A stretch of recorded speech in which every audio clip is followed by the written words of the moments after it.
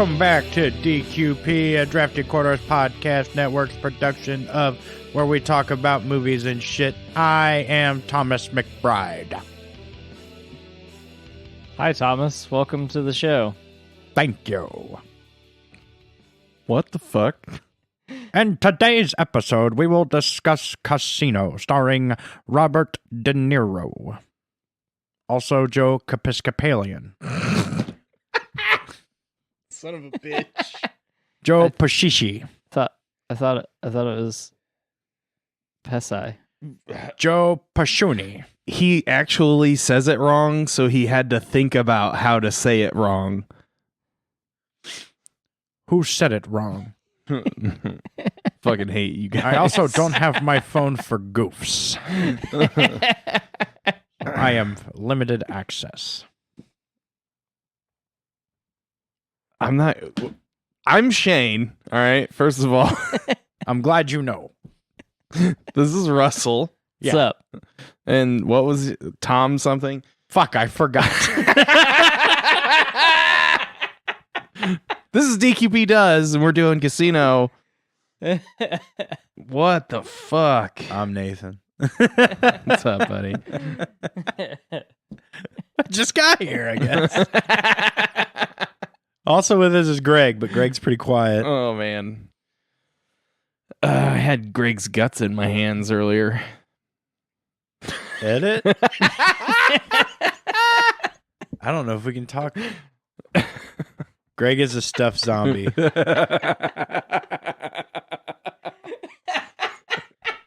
Shane got up in his guts. I got up in his guts. Oh, man. Throw it away. I paid $50 for Greg. I'm not throwing him away. Machine washable, maybe? God. He's already got a hold of him, so yeah. So let's just go through the cast of Casino. We're talking about Casino. We know. Robert De Niro as Sam Ace Rothstein, Sharon Stone as Ginger McKenna, Joe Pesci. Patchouli. Pesci. That's what I said. No, it's not. Patchouli. As Nicky Santoro. James Woods as Lester Diamond. God, that is the scummiest character. Dude, I hated James Woods in this movie. It pissed me off. Don Rickles is Billy Sherbert. I love Don Rickles. Don Rickles is great. Yeah. Alan King is Andy Stone. Kevin Pollak is Philip Green, which is like a really small part for Kevin Pollak. Well, I don't think he was quite that big yet. Yeah. But I mean, what was Kevin Pollak really big in? No, he's not. But like usually like as a character actor, he's in more of the movie, you know? This movie was fucking loaded. Yeah, though. it was loaded. What year was the movie? 95. Are you looking up when like Usual Suspects. Usual Suspects, yeah. Yeah. I think it was like 97, 99, something like that. 95. Oh, same year. Yeah. I was 11.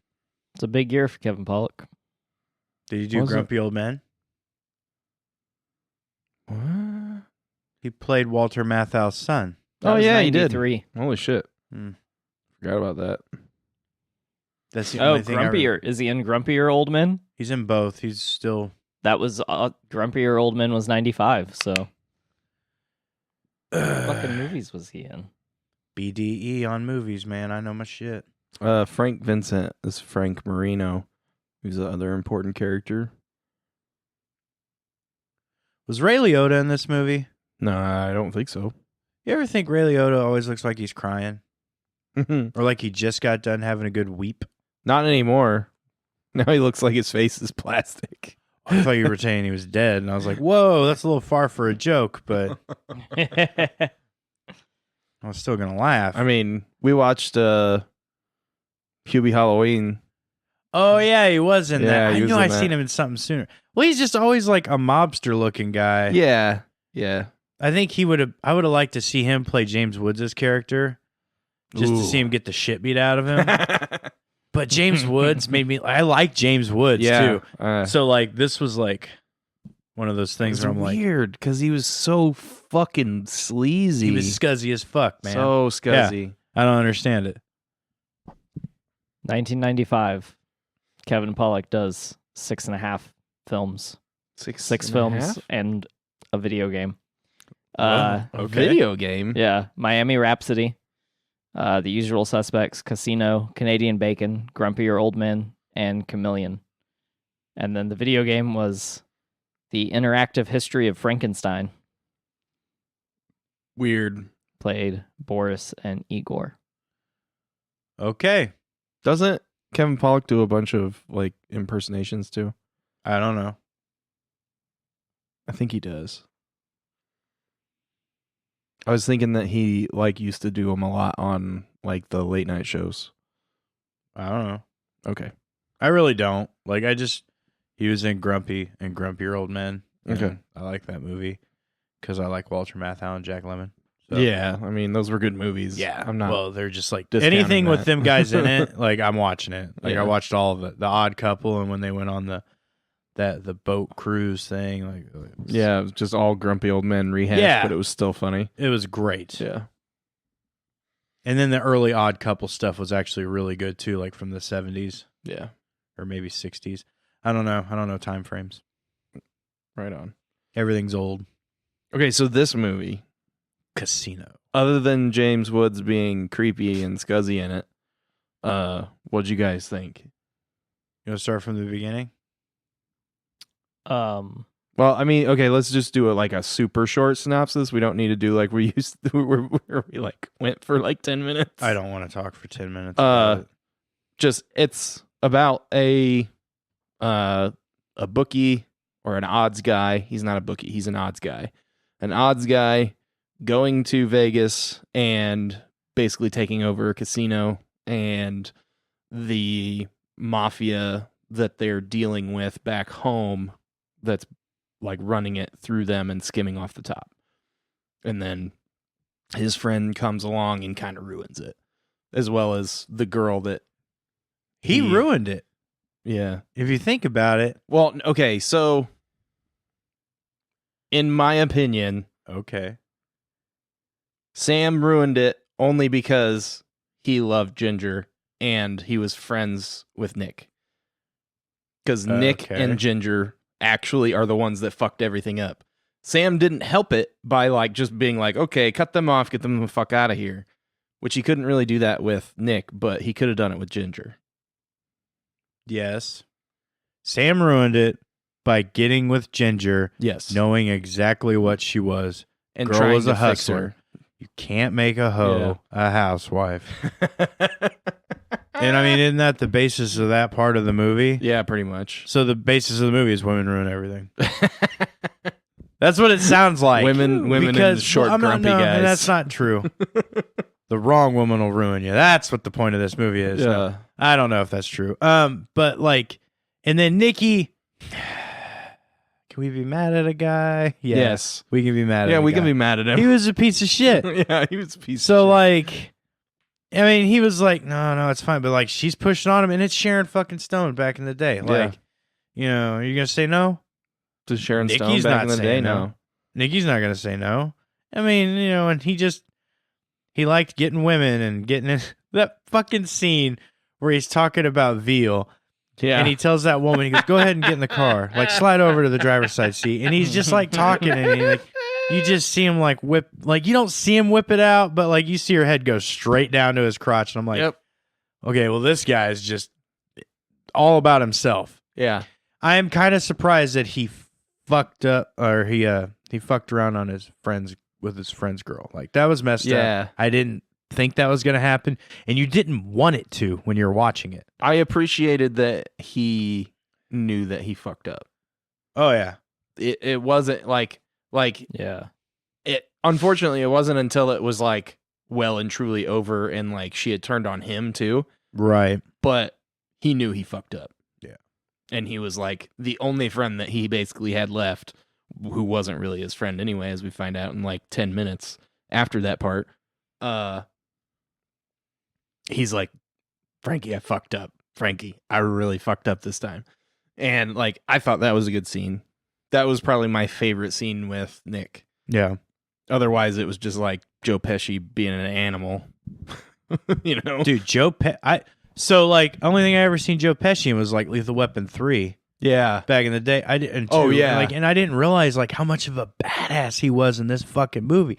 Like when they're sitting at the bar and he stabs that dude with a fucking pen, I was like, what the fuck is going on? Because this is my first run through with this movie. Like, Joe, can you be a psycho?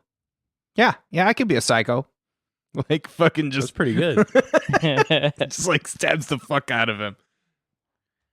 Yeah. So like I was like, fuck, I don't want to be around Joe Pesci too much because that's intimidating. Like, like I just thought he was like Louis Getz, you know? Yeah. And he's like, okay, Right, like constantly. But in this movie, he's like, that's just that character. the fucking dude, you know? Yeah, he's a fucking monster in this movie. What'd you think? So to kind of rehash a little bit about what you said earlier, Sam is at most definitely at fault for hooking up with Ginger or like having anything to do with her whatsoever because he's supposed to be on the up and up and he's supposed to be completely legit about everything.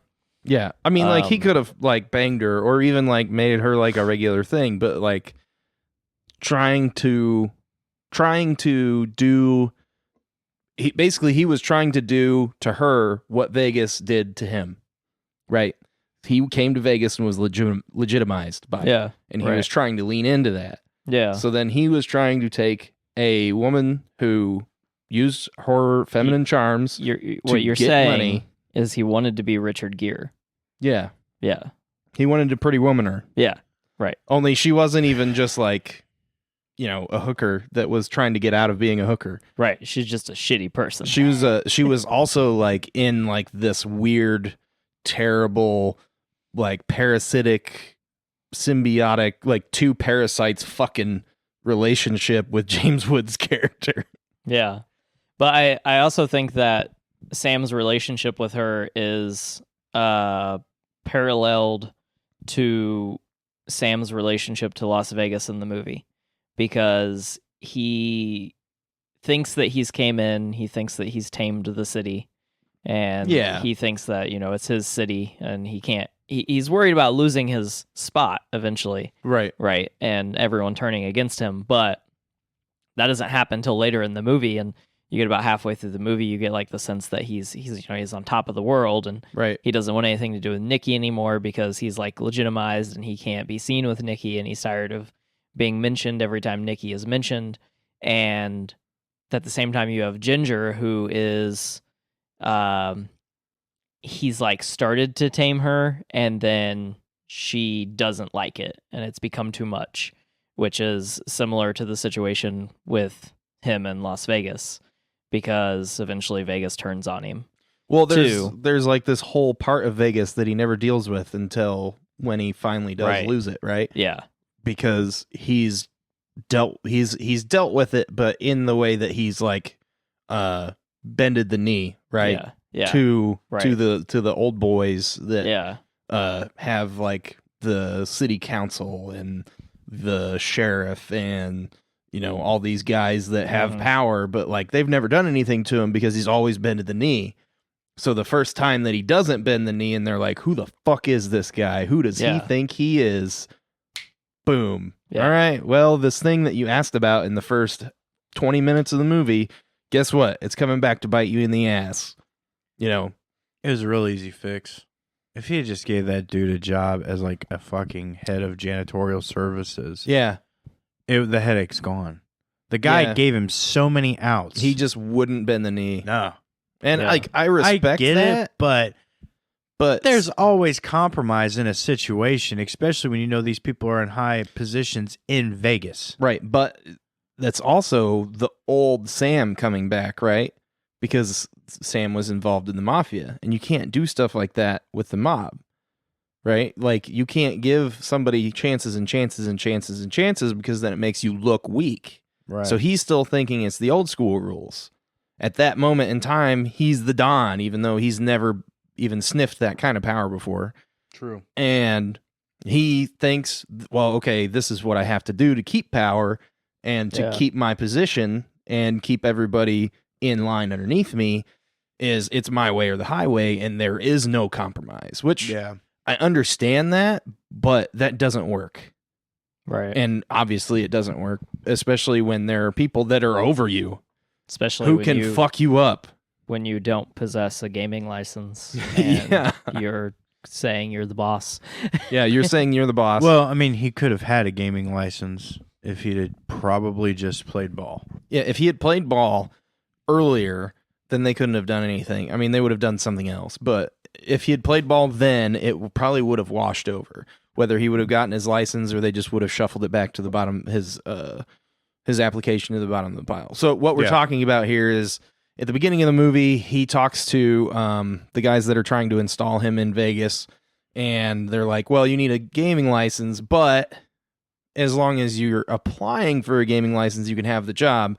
And then every time you change titles, it gets reapplied, so then it gets shuffled to the bottom of the pile, and they're on like a 3-year backlog. So the idea was that he would be continuously applying for a gaming license and never actually have to get one. But when he pisses off the guy from city council or wherever he was, it was what was his name? Bill Webb or something like that. He goes to the gaming commission and basically makes them pull it up and look, and then they have the hearing and basically don't even give him a chance to say anything. Nobody says anything. They're just like, okay, this is what it's about. This is what the hearing is about. I move to dismiss or deny the application. And he's like, what the fuck? And everybody votes to deny him the application. And that's when he goes way off the fucking deep end. And he makes his own show. Yeah, he makes like a fucking TV show just so he can talk shit about all the people that fucked him over. Yeah. That's, I mean, but how often do you see that? How often do you see that in movies though? Like where people are like, they get like they don't have a whole lot. They get into a position of power. The power goes to their head because absolute power corrupts absolutely. Yep. There you go. Yeah, I mean that's a thing. It's a trope. Mm-hmm. I mean it has a saying. The famous it's good saying in it though. It's good. It is good. I like, but how the movie starts. You know, like you see De Niro coming out in his salmon suit. Yeah. Gets in his fucking Riviera, I'm assuming. It's a nice looking car. Maybe a Cadillac. I don't know. Dude, I saw a fucking sick caddy on the way home today. Old like that? Yeah. Those are good cars, dude. It was like fucking Alpine white. Oh, nice. Yeah. Delicious. And you know, he gets in there and he hits the key and kaboom, car blows up. Yeah. And you're like, this will be interesting. And it's like all those other movies, like, I bet you're wondering how I got here. Like, but then we like get through the movie and we see that car bombing doesn't blow him up. And by the way, the beginning of this, like just showing the bombing and then like his body. Yeah. Just, this is the most ridiculous beginning to a movie ever. Mm-hmm. But whatever. Also like some pretty poor special effects. Like there's a lot of parts I'm going to go ahead and bring this back. There's a lot of parts in this movie where they do like some dummy switch outs for like explosions, and there's one where at the end of the movie where like Joe Pesci and his brother Dominic are like in the hole getting buried alive, and they're all like fucked up. That's like terrible looking. Holy shit. But there's a lot of that in this movie for some reason. Like where they switched out for dummies, and it just looked they did not do it well. Yeah. Unfortunately. I actually don't like that the movie starts that way, with the car exploding. And I know, so you're led to believe that he's going to die, and then later he doesn't. But it was very distracting for me for the rest of the movie. Oh, yeah. You see, like, he's got, like, a hardcore glove on when he's burning in the car at the end. Mm-hmm. When he, like, escapes from the burning car. Yeah. That was one of the other ones. I didn't pay attention to it. Yeah. Just stuff that I noticed. I don't have the eagle eye. If we're on the subject of things that we don't like about the movie, this movie is very, very heavily narrated. I like what Nathan was getting at was like the structure of how the movie is like bookended with the explosion. I like that. I don't have a problem with that. But the first like hour of the movie is narrated, and then maybe like the last half hour is narrated, and then there's like little bits and pieces in between through the rest of it. And I mean, I would listen to Robert De Niro read me a book, but I'm watching a movie. Like it's kind of weird to have that much narration, which I guess if they had not gone with that much narration, they probably would have had to have like, I don't think the story would have flowed the same. yeah, well, I mean, they probably would have had to add like another hour to the movie. Maybe. Who was he talking to? The audience.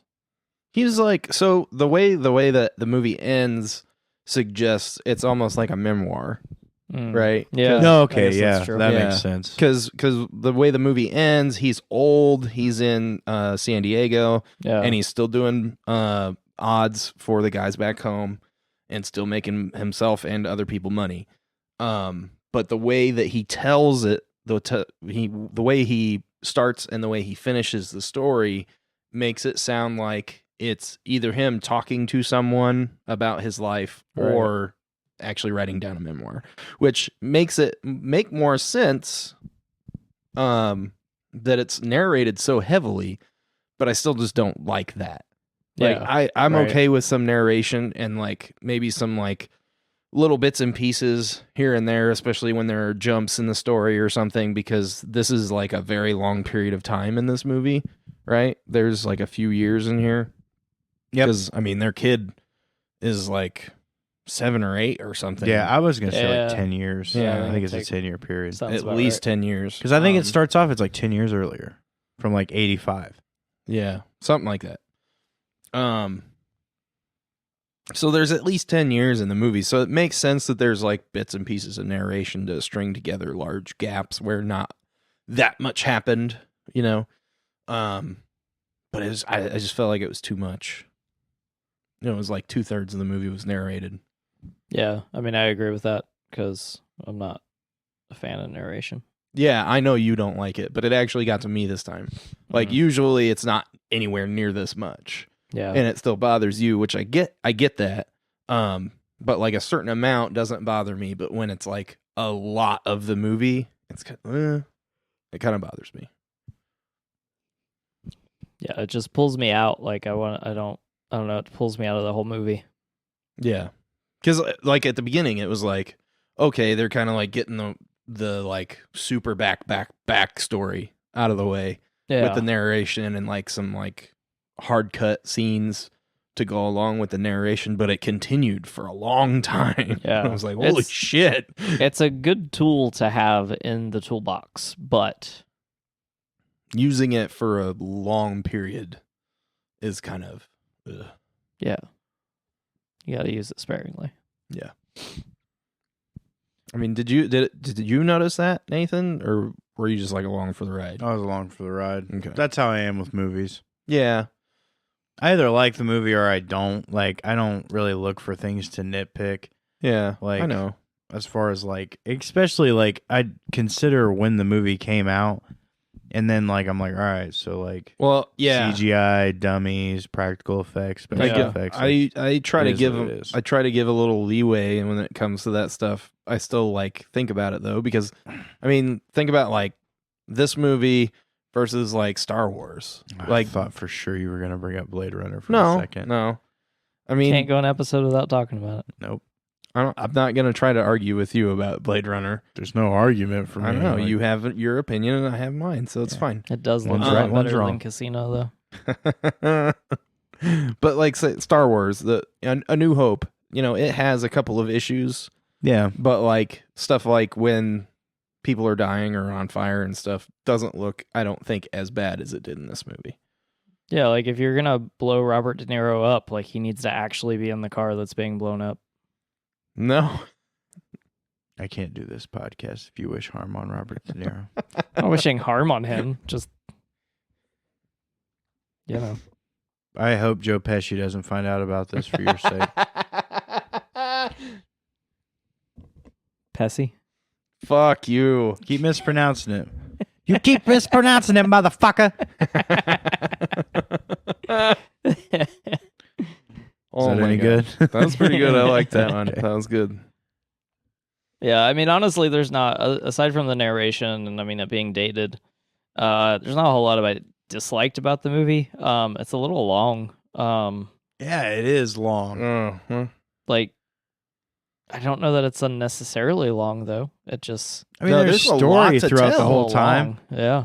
I mean, it's not like the other last two movies we watched where it seemed like it was just way too long for nothing. Yeah. This was better. I'll give this. It's better than the last two movies we watched. Much Yeah. better. I agree with that. It's not as good as Godfather 1, No, but it's better than part 2 and Well, 3. Godfather 1 was really good. yeah. Yeah. I would actually put that in high up in the list. I'm not gonna say top 10 anymore. It's just high up in the list. No, because you've put 30 movies in the top 10.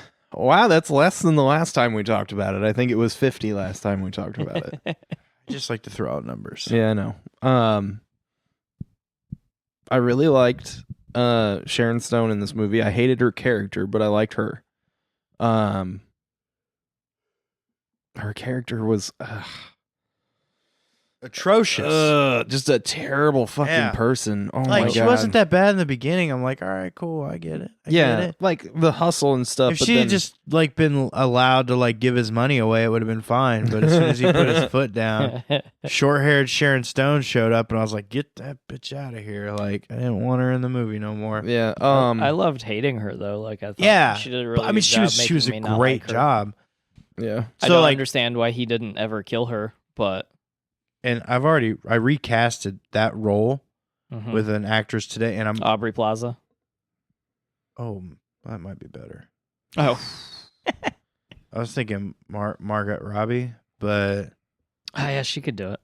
because the Wolf of Wall Street, Yeah. like that Yeah. character, like she Yeah. was just, you kind of hated her a little But bit. dude, but I mean, if it she's was super Aubrey, hot, like you wouldn't hate her. sorry, I'm gonna fucking ruin my life too. Well, that's how people felt about Sharon Stone in the 90s. that's So Oh Are man, you trying to say Aubrey's the Sharon Stone of now? Because I don't think that's No. true necessarily. that doesn't really work. just Now, Margaret- equating the feeling. Yes. Or Margot. I think it's Margot. Margot. Harley Quinn. Oh my God. She fucking tied her kid up so she could go get fucked up. You know what she's doing? Protecting the I can't do that. That's wrong.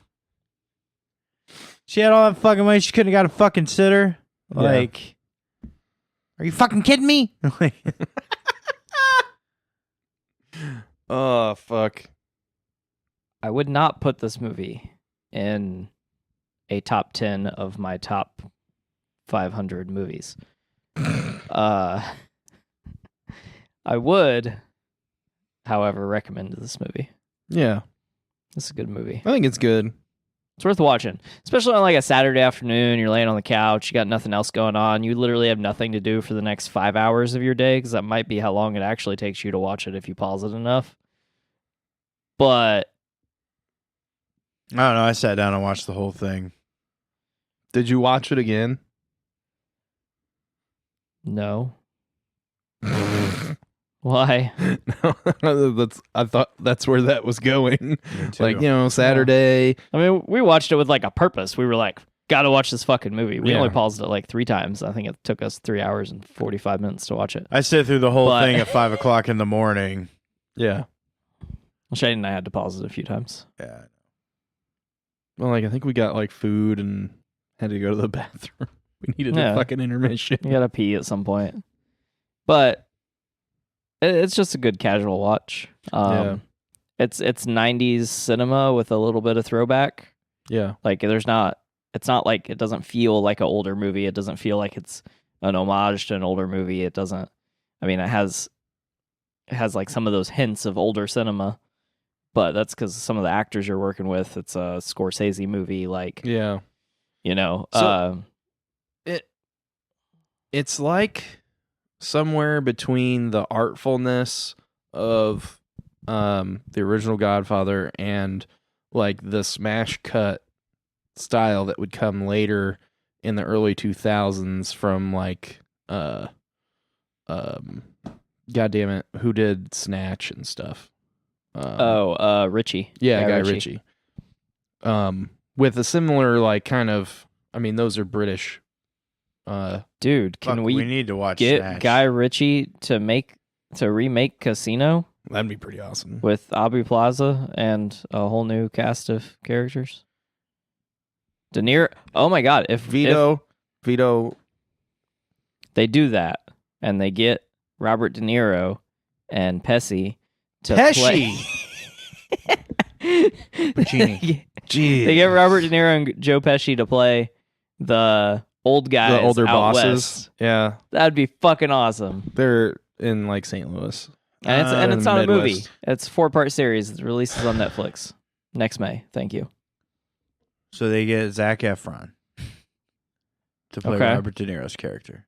Okay. And The Rock plays Joe Pesci's character. What the fuck? Yeah, just I complete. think he pronounced his last name right that time. Yeah, I know. He has Who? the last 2 times. The he Rock? said it. Yeah, it's really not that hard to say. I'm gonna beat you in the pebbles.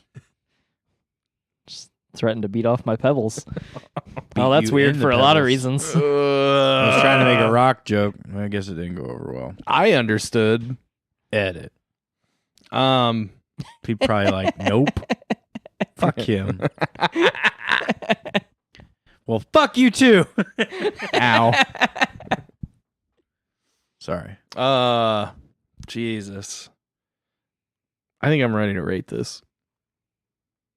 Rate? Yeah. Okay. What else could he have said? I'm ready to rape this movie. What the fuck? Oh, we'd already been doing that. I don't know. What the fuck? All right. That got me. Let's rate it. 7.8. It's not a fucking earthquake, dill hole. What the fuck? What is It's happening? 7.8 on the DQP scale. Exactly. It's a 7.1 on the DQP scale. I'll tell you what, because it didn't move me that much. A 7.8 will fucking move you, bro. No, but like I said, there were a couple things I had problems with, and that kind of hurt it a lot. And it wasn't amazing otherwise. It was pretty good. So pretty good with a couple dings. That puts it at a 7.8. Russell?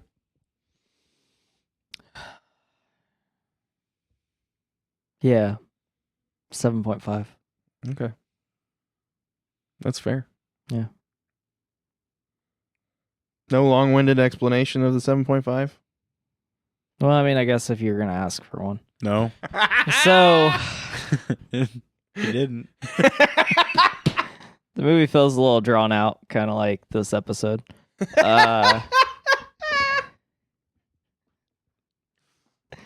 So, no, I don't really have a whole lot to say about this movie. It's Okay. a good movie. It's worth watching. I feel like I pretty much already said everything I need to say about it. There's no particular scenes that stuck out to me. There's no, like, the deepest thing I could find in this movie was what I said earlier with the relationship between De Niro and Stone. Sharon Stone. Their relationship being kind of paralleled to his relationship to being in Vegas. That's the most depth I could find, which, like, not every movie has to be super deep. Some movies just need to tell a story, which is pretty much what this movie did. That's pretty much all I got for ratings. I do have a little something after we do ratings. But you go Little ahead and something. do your rating. Nathan? 10 out of 10. And it was terrible. The joke never stops getting funny. I mean, I liked it. I feel like I could watch it again, Yeah. but it's not a movie that I'd watch like a whole bunch. It's not one that I'm Yeah. like, fuck, I'm just going to keep playing it. It's not Yeah. even one that I'd put on to fall asleep to Yeah. because I reserve that for The Office. So, in Parks and Rec. Yeah. when I'm tired of The Office. Yeah. And go to hell. And I don't know, like I like Sharon Stone. I mean, in the 90s. Yep. She was the chick of the 90s, man. Mhm. Not to sound sexist, but that's just the way it is. Like, Joe Pesci, fucking hilarious. Robert De Niro, I don't think I've ever watched a bad Robert De Niro flick.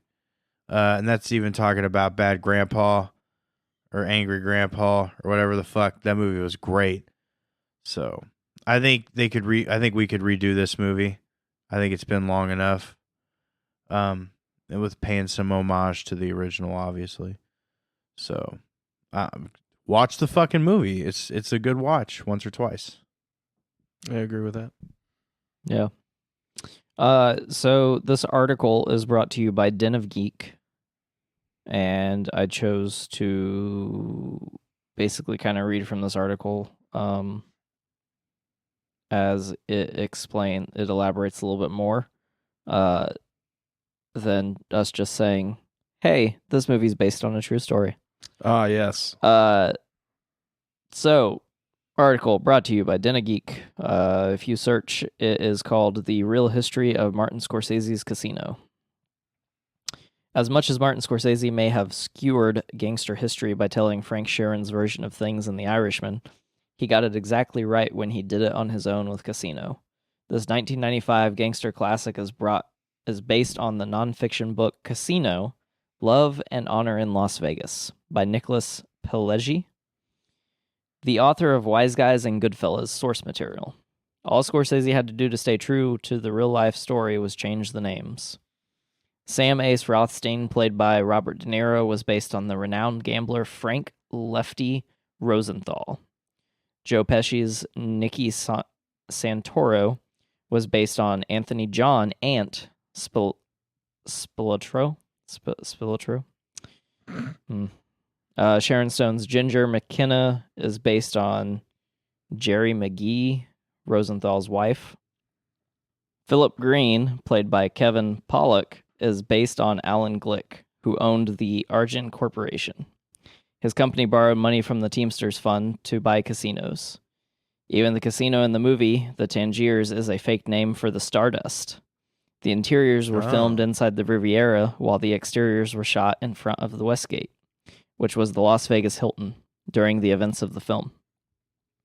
In Casino, Rothstein only runs one casino. In the 70s and 80s, Lefty Rosenthal ran 4 at the same time for the Chicago mob: the Stardust, Hacienda, Fremont, and Marina. Fremont? Starting in 1950, Rosenthal ran the biggest illegal bookmaking office in the U.S., for the Chicago outfit. He had a reputation as a master odds maker. Born in Chicago on June 12, 1929, Lefty grew up at the track. His father owned horses, and Lefty learned everything about racing, with special focus on gambling. A thorough study, Rosenthal's wagering expertise went on to include football and baseball. Every pitch, every swing had a price, and Rosenthal manipulated the odds to get gamblers to bet, while keeping them exactly where bookies needed them to be, so they still came out ahead. Yeah, he was playing like Vegas before Vegas. Yeah, the article is pretty extensive. But yeah, so it is based on an actual true story. Let's see, Rosenthal moved from California to Florida and near the end of his life, and he died in 2008 at the age of 79.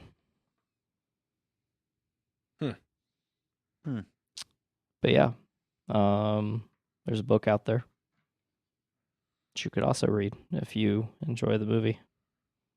Is there a version of that on tape with Robert De Niro reading it to you? I feel like if there isn't, there should be, and we'll see what we can do about getting that kick started. Yeah. All right. I'm just kidding. We're not doing that. Anyway. What the fuck? Well, thanks for listening, guys. This has been DQP Does. Next time, we're going to watch what? Goodfellas. Oh, Goodfellas. We're going to keep going on the gangsta kick. Unless you guys just want to switch to cyberpunk movies now. Not doing that again. We don't have to rewatch Blade Runner, Thank God. but we should watch Hackers. I like Hackers. And I'm sure there's a couple more. We'll have to Didn't think we talk of about like Dark City? That's not really cyberpunk, Dark City. Fuck them hard. That got weird. I'm sorry. I mean, it's a good movie, but I don't know about fuck them hard. I'm extremely uncomfortable. Nathan, have you seen Dark City? No. Because I feel like we're going to have another Blade Runner on our hands. Motherfucker. I hate wasting my time watching But you like shit. You like Kiefer Sutherland, don't you? Eh. Oh, okay. I never watched 24. Me either. I didn't fucking. I did like watch that show. Designated Survivor a couple of times. Dark Was that any City good? is probably one of Eh, Kiefer Sutherland's no. best roles. I would agree with that. Okay. It's so out of his box too. It's so fucked. I'll Like, watch it's so it. different from everything else he's Fuck done. it. I mean, it's not like I care. I was just thinking, with the release of Cyberpunk 2077 this week, maybe to get us into the mood. Oh, I don't- should also do some Cyberpunk. All I need to movies. listen to, all I need is to listen to is like some Power Glove and Gunship. Dude, I fucking love Gunship. Anyway, all right. Next week we'll do Godfellas. Goodfellas. What the fuck? I'm delirious. Wow. All right. Well, I already said thanks for listening, so fuck off. Oh yeah. We've come up with 2 Cyberpunk movies to watch. So if you listening have any thoughts, or Did we? Yeah, Dark City and Hackers. I don't think Dark City is actually cyberpunk. It's cyberpunk enough. It's got like cell phones and stuff in it. Does The Matrix, is that cyberpunkish? Matrix is cyberpunkish. Yeah, You want to do the first Matrix movie, or do we have to do like just the first one. Just Can the we go first- ahead and say that we all like the first one and the other 2 suck? No. Oh my god. Yeah. What if 2 we is do not that bad. now? Time out. Okay, it's 3 is god awful. You know, though. these are 3 coming out is- in December, so I feel like it's fair enough to maybe do Cyberpunk some Christmas movies. Christmas movies, Yeah. like maybe one that we've watched recently that we could talk Oh, yeah. about. We should do Ooh, that. yeah, we should do that one. Okay, so we'll do like one more. Why don't we start January with some cyberpunk? Yeah, we'll movies? do Let's do some January and Christmas cyberpunk. movies, man. Okay. So Goodfellas will be our last. Or do we want to do Goodfellas now? No? Are we done with the mob stuff? Yeah, let's be done with the mob stuff. Let's No get out while Goodfellas. we can Sorry, get guys. We're deciding right now, live. We're gonna for do. you. We're gonna do some Christmas movies. Is that gonna be the first one? I think it should be. Okay, Yeah. the first one we're gonna do is Fat Man. Fuck yeah. Oh my god, it was so And then good. Black Christmas. With Mel Gibson and Walton Goggins and some asshole kid. Dude, that kid is going fucking places. They said the same thing about the kid from Game of Thrones, What kid? Bran? Tommen? Joffrey. Oh. Oh. Well, I Well- mean, he was in Batman Begins. Before Game of Thrones. Like, I feel like Game of Thrones ended and just everything about that show died. Nah, it died in season 2. To you, and then they killed it for the rest of the fans in It died in season season 1. 6. Oh, the last episode of season 1. Actually, episode 9. When did Robert Baratheon die? Ooh. Oh. The true king. 7? Episode 7, I think. Robert was the true king. He was a usurper. No, he fought for the crown. Yeah. I mean, yeah. Still, but he was I mean, that's like kind of the definition of also a usurped usurper. it. Okay, well, I mean, then if that case, all kings are usurpers. That's right. That's fair. I mean, Joffrey wasn't a usurper. Oh my fucking god. Fuck you. The show's terrible. The first season was good. Anyone Yeah. who differs in that. Ned's the only like thing that should have been king. He's the only guy that should have been king. Yeah, and that's why he died at the end of the first book. Then John. And then they fucked up the rest of the movie. Show. Whatever. Yeah. So what are we doing? Fat Man? Fat Man. We need Fat more Man. Christmas movies, though. Yeah. With that feel. Yeah. Bad Let us Santa? know if you... What? Die Hard. I like Die Hard. Bad Santa's not a good one? You don't like that? That you just said with that same feel, and I don't remember... Yeah. I don't remember Billy Bob Thornton shooting anyone, but... Have you guys watched Happy? It's a TV show, but I have seen the first half. The first season takes place during Christmas. Yeah, that show's fucked. I like it. We're just rambling and not even like doing anything. Yeah. I think we're done here. We'll figure out. Yeah, We'll let you know what other Christmas movies we're watching next week. We'll start off with Fat Man and go from there. Yep. Yeah, so you definitely go watch Fat Man. And Yes. you stay golden, Pony Boy. Aw, thanks, buddy. That was for the crowd, not you.